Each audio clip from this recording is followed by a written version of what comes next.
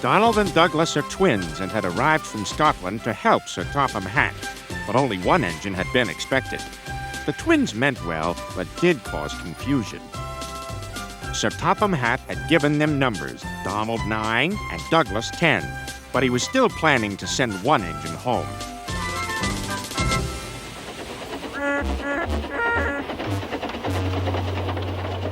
There was a brake van in the yard that had taken a dislike to Douglas.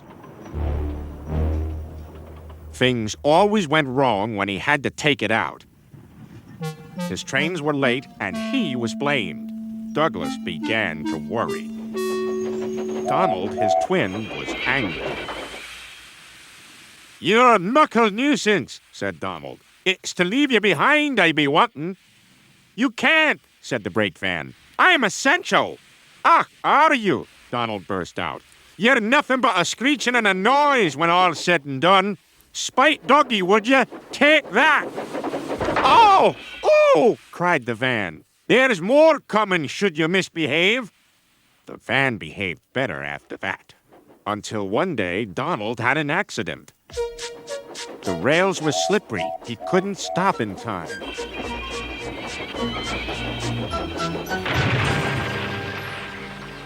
Donald wasn't hurt, but Sir Topham Hatt was most annoyed. "I am disappointed, Donald. I didn't expect such clumsiness from you. I had decided to send Douglas back and keep you." "I'm sorry, sir," said Donald. "I should think so, too. You have upset my arrangements. Now, James will have to help with the goods work while you have your tender mended. James won't like that." Sir Topham Hatt was right. James grumbled dreadfully about extra work.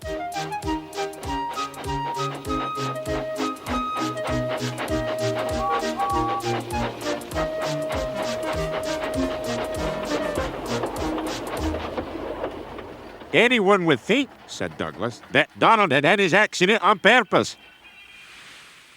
I hear tell about an engine and some tar wagons." "Shut up," said James. "It's not funny." He didn't like to be reminded of his own accident. "Well, well, well. Surely, James, it wasn't you. You didn't say."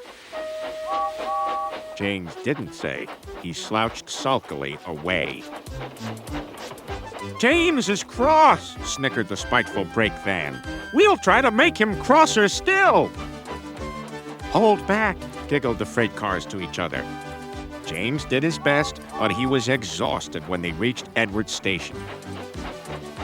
Luckily, Douglas was there. "Help me up the hill, please," panted James.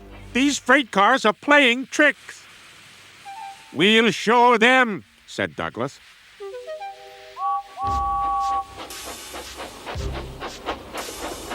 Slowly but surely, the snorting engines forced the freight cars up the hill.